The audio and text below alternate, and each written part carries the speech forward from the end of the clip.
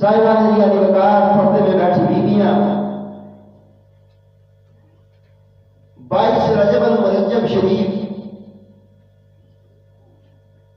जिनको जमाना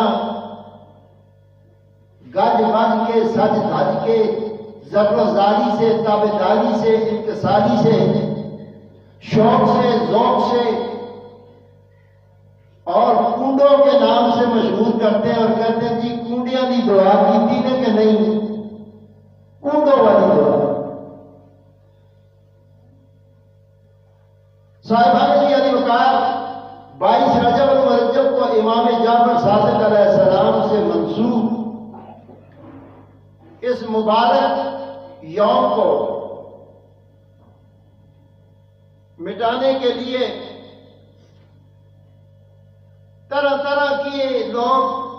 मैदान में आते हैं, कहते हैं जी ये फलां का रवश है, तरीका है, वो खुशी मनाते हैं, ये करते हैं, वो करते हैं।